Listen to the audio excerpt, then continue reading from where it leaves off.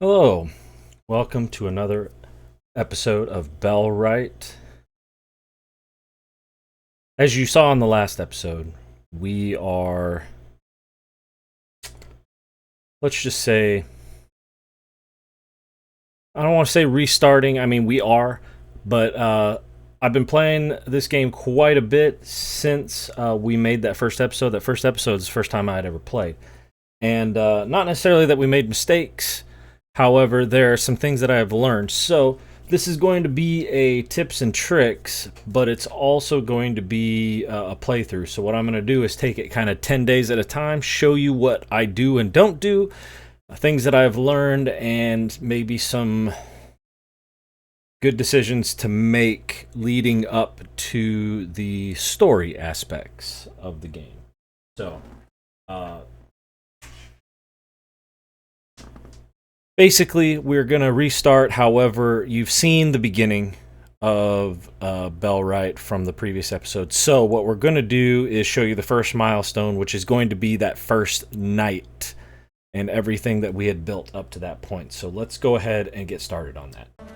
All right. So just wanted to do a quick heads up. So as far as where you set up, because as you can see, a new home, that's what we're doing day one. I also highly recommend you get enough materials, 6 wood and 2 stone, to build an axe before you leave that starter area, just because it'll make things a little bit easier later. Plus, as you can see, I found some extra stone.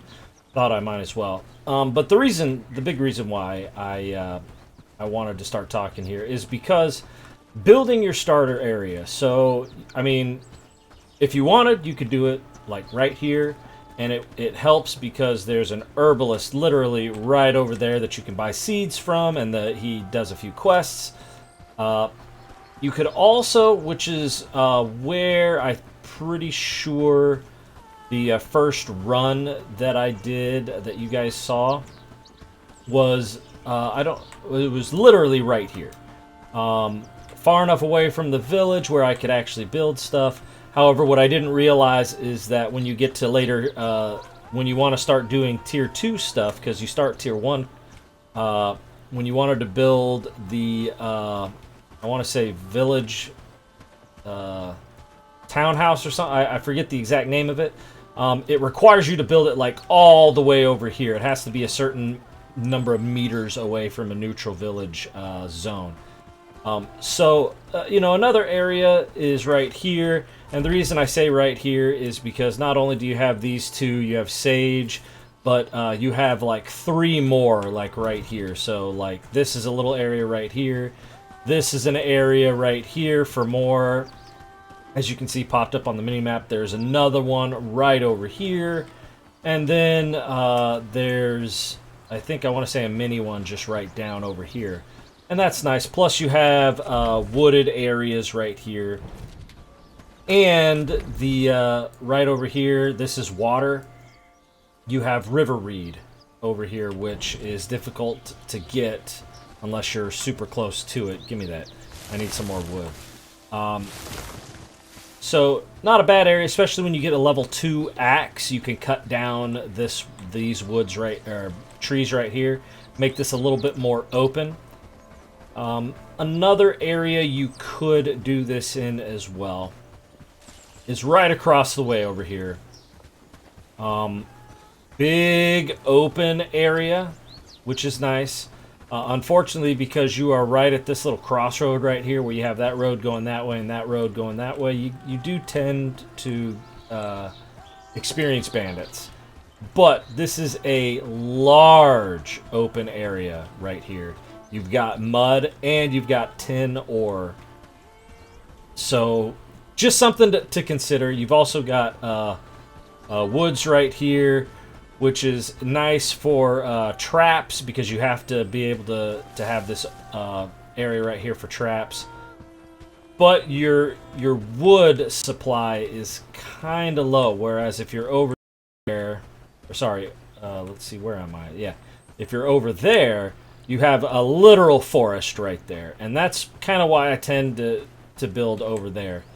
The tin ore is great right here, but it's close enough that you could just run to get the tin ore or set up a little outpost. But we'll talk about that later. Either way, let's get to the end of the day so we can wait until tomorrow to check in with Dobron and get more quests started. So let's get started. All right, so we're back here. What you saw in the very first episode was I didn't, really know what to do. So I gathered a few resources. I created my personal tent. Didn't make anything else. And in this case, there really isn't a whole lot to make. Now, the outhouse will come in handy later. Right now, I don't really need it. But I went ahead and built a whole bunch of other stuff. So, like, the camp storage chest, I'm going to go over storage, let's just say later. But I am going to build another one. Let's just go ahead and put it right here. Because I do want storage near the workbench. Just because there are things that I could make that I may want to store for later. That and as much as I would love to think that 50 is a lot, it's not. It's not even close to a lot. As a matter of fact, I could probably go through 4 or 5 chests before I get to the next storage option. But one thing I will say about storage is it's, let's just say, somewhat customizable. Like right now, this is what I have access to. Food-wise, this is what I have access to, resource-wise, so on and so forth. And I can customize what is allowed to go in each box. And when I get followers, they will adhere to what I put in here. And I highly recommend you do that when you get more storage or when you start finding a lot of stuff. But first things first, I have to, right here? There we go. I need to get 6 wood, which I happen to have, but I need 3 flags. So I'm going to get that. But either way, with the exception of literally just going and looting a whole bunch of stuff and probably filling up both of those boxes, or at least about to be both of those boxes, there really is nothing else to do. I've already built 2 NPC houses, housing tent 1 and housing tent 2. The reason I built 2 is because I would like to be at 2 or 3 villagers by the end of day 10. But you never know, and building, especially at the very beginning, unless you're doing it yourself, can be tedious and take a while. But either way, literally, right now, day 1, we're pretty much done. So as soon as I am able, I am going to sleep, turn in the quest so we can get our first follower. And let's... Oop, inventory's full. Let's go ahead and do that as soon as we are able, and then we will move on. Alright, so we already got... What's his name? Lubomir, sorry, Lubomir. Showed that in the last episode, so not so much worried about it. We also had a little small forest right here, so we put the traps up. 1 was required for the quest, so now all we need to do is bring 3 small traps to Dobron and a pelt. I've already put food in there, so hopefully, or bait, so hopefully we'll get them in the next few hours. But what I am going to do now, since I need 2 more, I believe, is I'm going to throw... Oops, I'm going to need 1 more. Throw that in there, and I am going to have him make 2 more of these since he is bored over here.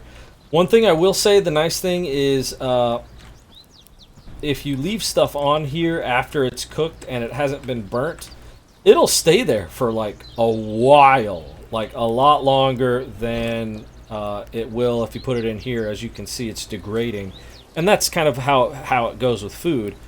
And I'm definitely gonna add the mushrooms here because as I've noted in the past, I don't see these decay just sitting on here, weirdly enough. And I don't know if that's a bug. It'll be patched eventually, I'm sure.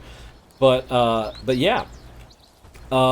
the reason why I currently have Lubomir with not doing cooking is because it's one of the few things that I decided to micromanage at the very beginning, because the problem was is I would bring stuff back and he would just cook everything and it would just pile up and I'd get a whole bunch of spoiled food before I would actually get to eat everything, and so I kind of micromanage it to start. But the thing that I wanted to look at here is this is the research tree here, and obviously we can only do things below this line because we are tier 1. The only way to get tier 2 is to research and build the village hall, but there are a lot of things that we need, and if you want to really get a jump start on things, to start combat with melee weapons to start is very, very difficult, unless you have an endless supply of like stews and things that will up your hit points up quite a bit, or meat that will up your hit points. Bows are the way to go, which means we need to unlock the bow. The problem with unlocking the bow is we need simple cord and river reed, which we can find river reed, but we cannot find simple cord. What we actually have to do is research the weaver loom so we can open this series of items and unlock these to be researched. So the weaver loom is one of the number ones, but that also means that first we have to unlock the foraging camp, which is actually something we desperately do want to do anyway, just because we need to put Lubomir to work foraging. Logging camp and let's see, the bloomery would be next, but we need 10 ore for the bloomery, so we're gonna have to go get that, whereas the logging camp doesn't need a whole lot. But we're gonna build it one by one, so that's kind of the process. We are going to unlock things one by one. We are going to get ourselves in a position where we can take on enemies pretty easily, which means using the bow. But first things first, while we're doing that, we're going to wait for us to catch us a pelt. We're going to go turn in the quest, and that is going to force the ability to do all of the other quests that will unlock one by one with the villagers, and that's also going to be a part of what we do, is those quests. But yeah, it's going to be a long few days before we unlock everything and get everything built. And when we get to another point where I am going to discuss some of the other benefits of beginner status here and some of the beginner tips, I will go ahead and chime in. So see you then. Alright, now as you can see, it's already his bedtime. He's going to bed. I don't blame him. It's 10 o'clock at night. But the misconception that I had was that I also should be going to sleep because you get a buff from going to sleep. The buff is great. It adds like all of 8 stamina to your pool and a few other things, which 8 stamina, considering how much you start with, which is like 50 or something like that. Oh, come on. I'm stuck. Get me out of here. All right. Made the foraging camp. So yeah, he can go to sleep, but I could also, now that I have a foraging camp, I'm going to set that to the highest because I want him to harvest everything he can. We are going to set up a what we need type of deal. So we desperately need flax. So we're going to hit top up instead of just a one time, and we are going to put that to 50 because we do need quite a bit. Sage is another thing. Once we really get into like stews and things like that, we're gonna need sage. So I normally put that at 15 to start. Mushrooms, let's go ahead and do like 5 at a time. Crude stone until we can get more people and mining. We definitely need crude stone, so we're going to put 15 there.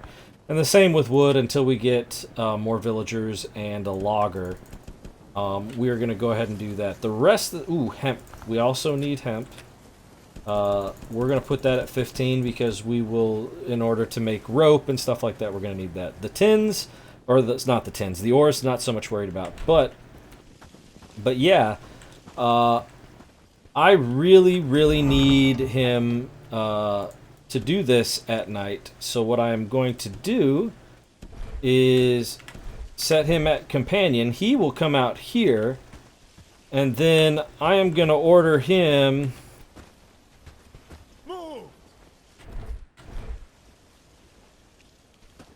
over here at, whoops, sorry, let's see. Harvest. So I'm going to order him to harvest flax. So he's going to harvest this. Good job. Now I'm going to order him to put that away.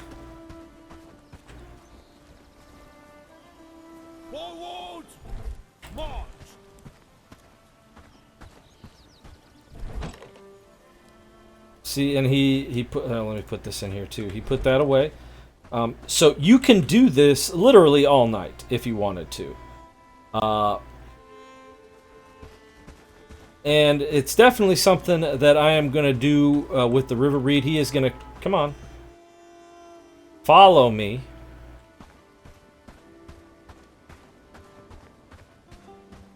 There we go. But the other thing that we really need to do is I need to... Why is he just standing there? It doesn't matter. Either way. The way to get him to refollow you again is go to population, click him, worker, and then companion, and he will just straight follow you from that point.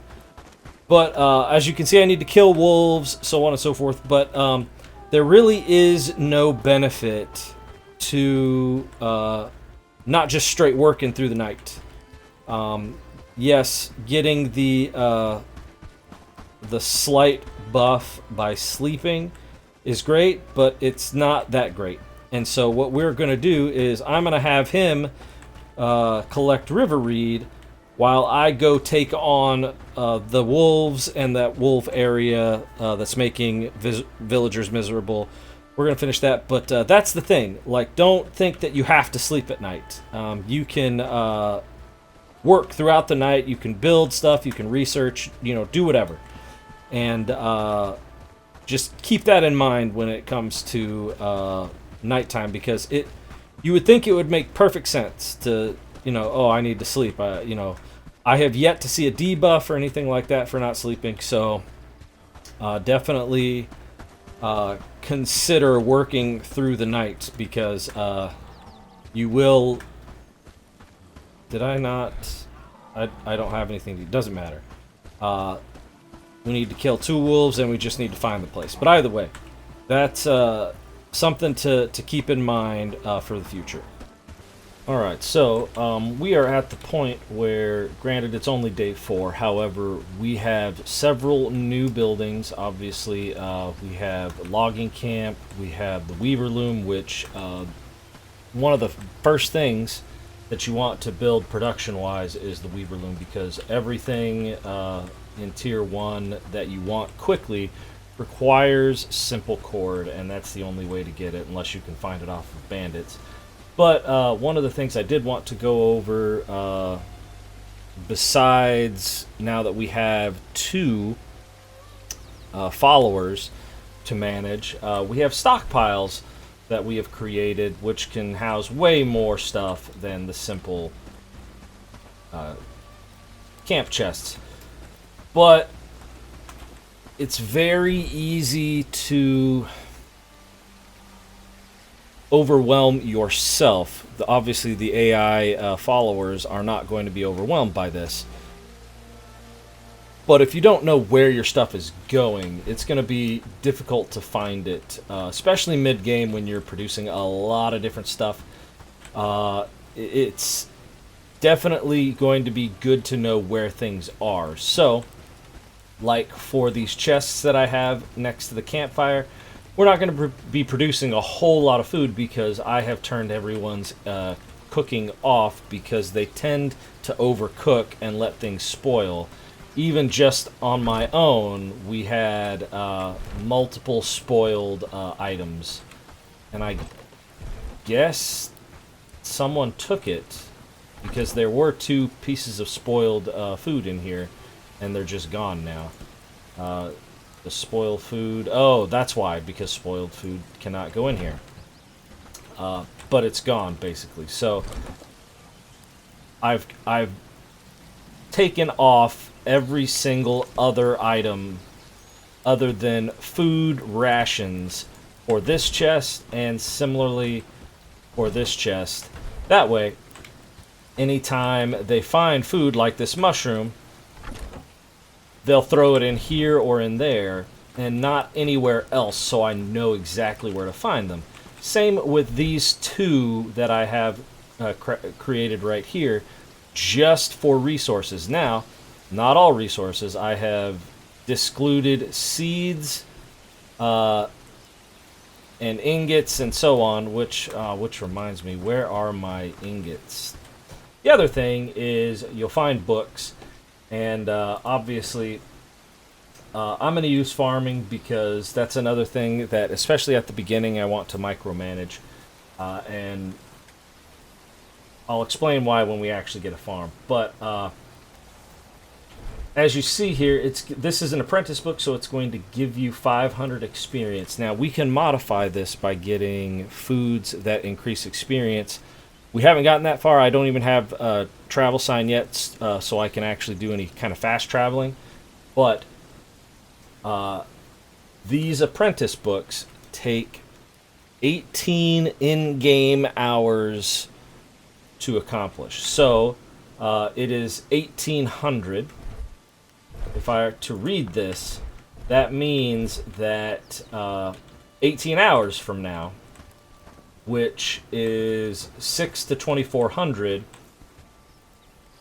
so that's 12 o'clock tomorrow, I should see this go away and get some experience. If I am not ultra busy doing other things, I will show you. The other thing is, if you go to settlement, you have your 2 followers here, and you can set priorities. Now, I've taken cooking off because, like I said, I want to micromanage that. But you can set priorities to what they do. So, like, I have him as a researcher first and foremost, always. He will also make sure that things are put in the right place. That's what delivery is it's putting items in correct storages that I have specifically labeled what goes in there. So I have both of them do that. But I also have wood cutting, harvesting, which is foraging, and crafting. Now, crafting, yes, I want them to craft, but only if they have absolutely nothing else to do. Now, I have, what's your name, Madeline here, doing logging. However, I never actually set anything specific for her to do. So what I am going to set is, you know what, let's go ahead and do a top off. I always want 15 logs available, and I also want, let's just go with, I use so much wood that will go 100 wood. Now, priority, I'm not ultra worried about on each one of these unless you want to make sure you always get logs before wood or vice versa.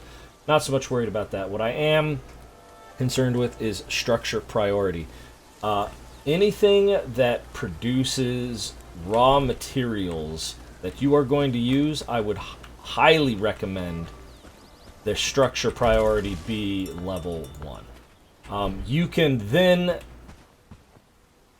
customize exactly which job they do first through their own priority system. You could have everything at 5 all the time, and then they will do what they feel like doing first based on, you know, structure priority. But in the beginning game, first 10 days, I always like to make sure that I have at least one person getting logs and wood, and I have at least one person harvesting. And then if I want to research something, which I do, I believe the next thing I want to research is the travel sign, because I want to be able to travel. Then wherever, let's see, here, nope, he's over there. Now that I have put something in the research desk, he is doing something. Is he out here? He's out here. All right. He's doing something right now, but as soon as he finishes that, he is going to go research first, because I have the research bench as a #1 priority as well. So he's going to put that stuff away and immediately start researching. That's kind of how you prioritize. If you just leave it up to chance and have everything at a 5, structure priority and their personal priorities, they're gonna do what they feel like doing. See, and she's doing logs because I have logs first, right? She's already got 2 logs and she probably found a piece of wood. So she's doing that, which is good because I'm going to need to make more structures in the near future. But as soon as I can get that travel sign, we've got something else in mind. I do have several quests that I need to do, but one of them, which is, let's see, where are you? Here, on the Verge. As soon as I talk to that guy, he's going to give me a quest to go kill some bandits. I'm not going to do necessarily that first. I do want to get all of the items, so I want to be able to make a cloth quiver and simple arrows. I want them for myself as well. I'm going to research rugged shirt, make those. I am going to create 5 simple axes, and then the big order, which is talk to this person. He is down in Padstow. So gonna need to make some traveling, or do some traveling, but that's why I want the travel sign, is I want to start marking places for fast travel. And so that's just a quick overview. You can modify it or not do anything with it as you want and just have, you know, okay, well, I just want to have 10 stockpiles and we could put whatever we want in each one of them. That's fine. If you don't need to find things on your own, like if you're gonna make your own, you know, cloth quiver, bow, and arrows, you know, no problem there, and you'll just put them in your own inventory. But if you're looking for pelts and things like that, hopefully you can just straight look at what's in there. I can see those are seeds. I can see that is flax, and we've got some sage there and hemp. But if you don't see it, you may have to open up 10 different stockpiles just to find what you're looking for. So it's just a bit more efficient to determine what goes where. But either way, that's enough for now. As soon as I start getting some places marked with fast travel, you will see a bit more of what I try to get done by day 10. So until then, alright, just a quick update. Yes, I know you feel neutral, Lubomir, but either way, as you can see, we've got a few buffs up top because we've got food and you know, mushrooms there. But one of the things I did want to show you is the fact that because it is officially winter, even though it is raining, you can see the little snowflakes come down occasionally. Our hunger speed goes up by 30%, so we need to eat more often, or that the food degenerates on your bar there quicker. And productivity, stamina, regeneration speed News from the kingdom. There's always something. Go down by 30% for just 2 times, and hunger speed goes up 2 times just because it's winter time. Now, I wanted to show you that there is this thing called a winter cloak. And funny enough, it does absolutely nothing, even though it specifically states that could warm you up on cold winter days. I have yet to see it take away even one of these two stamina, productivity, and hunger speed debuffs. But just a heads up. It seems like a good idea to make, and to be honest, I kind of like the aesthetic of it. But don't think that it's actually going to help you. Now, it may occasionally take away some debuffs, but it's not consistent, so don't think that. All right, so welcome to the day 10. I'm not going to say the end, but I just wanted to show you, if you could see my hit point and stamina bar, that's what real food does for you. Stew and apple pie. I found both of these opening a chest near Padstow, so I was just like, yeah, gotta show this off. By the way, all of these things right here have been sitting here forever, and they have not degraded. I have, unfortunately, a spoiled food there, and I'm pretty sure, yeah, we have plenty of meat because the trapper's doing their work. But again, same with this stuff right here. All of this has been sitting there for quite a while, and it has not degraded. So just a little, tip there. As you can see, we've got the traps up, and we've got someone doing trapper duty. We're probably going to need to build another storage because, as you can see, this one is getting close to full. This one, come on, there we go, is already at 100. And this is full. I've got 2 rugged shirts. We need 5 total for questing, so I'm waiting to get more hemp. But speaking of that, we have this farm right here already going. One thing I highly recommend when you're doing a farm is that you control it, at least at the beginning. Right now, my attributes, my farming skill is at 500, and that's because I read a book, right? When you plant the seeds here, which apparently I need to do some weeding, but when you plant the seeds here, as soon as they grow to full, let's just say full height or completion, you get the experience. Oh, I just lost my apple pie. You get the experience because you planted the seeds, not whoever is farming and who eventually takes them up. So I highly recommend that you are a part of the farming process when it starts. At least at the beginning, get your farming skill up, because there are a few things that you will need to make a lot of for Tier 2 buildings and Tier 2 items that require you to have Farming 3, or hope that you have someone that has Farming 3 that can do it for you. But then that makes you rely on them for making that specific item or those specific items. And I personally am not all about that. It's one of the reasons why I got my crafting skill up to level 3, because there were things that I wanted to make. But either way, we have 3 people. We got this guy from the original settlement. As you can see, he's got a good amount of skills. But the biggest one that we have here is Stalwart. So his productivity goes down, but his combat attributes plus 50%. And so he is going to do well when we put him to work in battle. We also have, obviously, the Weaver's Table, the Logger Hut. We have the Foragers, which the Foragers are doing pretty well. But we also have the Mining Camp. We have the Bloomery, which allows us to smelt. Got a few things going here for the stockpile.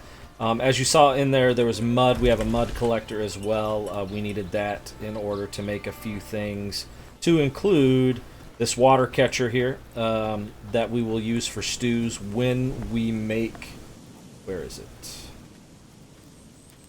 The campfire with cauldron. And this is going to be very, very soon, because we're actually growing some things that will allow us to make some pretty decent stew. But stew is what you want. You want stew when you have when you have to either defend or attack, or raise a small army of your people to defend or liberate towns, so on and so forth. And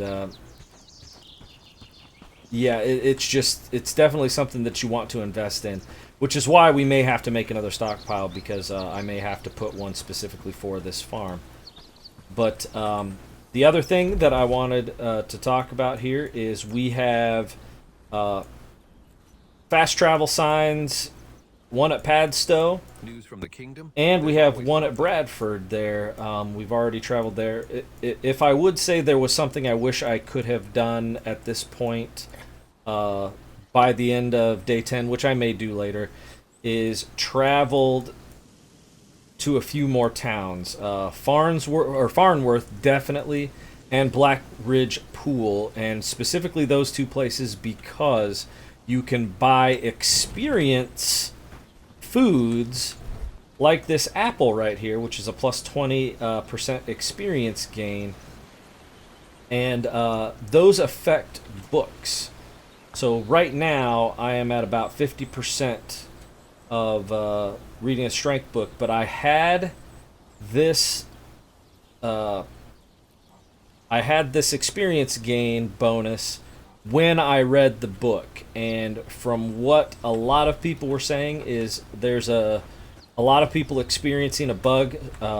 Either for some people you have to read, or you have to have the experience gain on this hotbar before you read the book, and then there are some that are saying no, it has to be on there when you finish the book. So we're going to find out.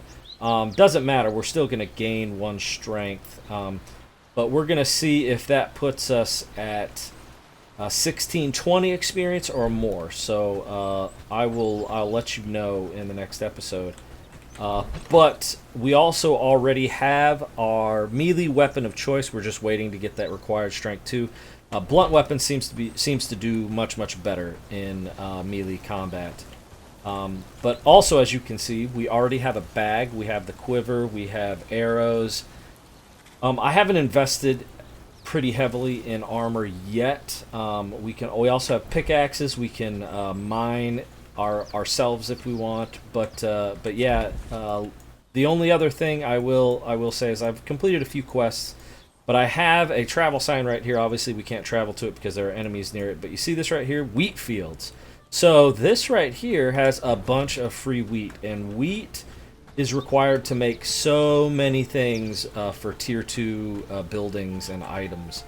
And so chances are later today I am going to go gather us up a bunch, and I mean, like, I'm probably going to put that away and get 39 wheat to put away so we can be ready, because like here at the Weaver Loom, thatch requires farming 3, and thatch is a material when building roofs, and you're talking tier 2 stuff. So, but either way, this is kind of where I wanted to be at day 10. Pretty quick, got a lot of stuff going on here. Like I said, the only other thing I wish I had done a little bit more was do some exploring. Most likely to Farnworth and then to Black Ridge Pool, but that's okay. We got a lot done, and that's going to do it for the beginning first 10 days here in Bellwright. If you have some tips and tricks of your own, leave them in the comments. If there's something that you disagree with, let me know, and we can talk about it, and I can kind of give you my reasoning as to why I'm doing certain things. But yeah, that's going to do it for this episode. Like and subscribe for more content, and as always, I will see you in the next video.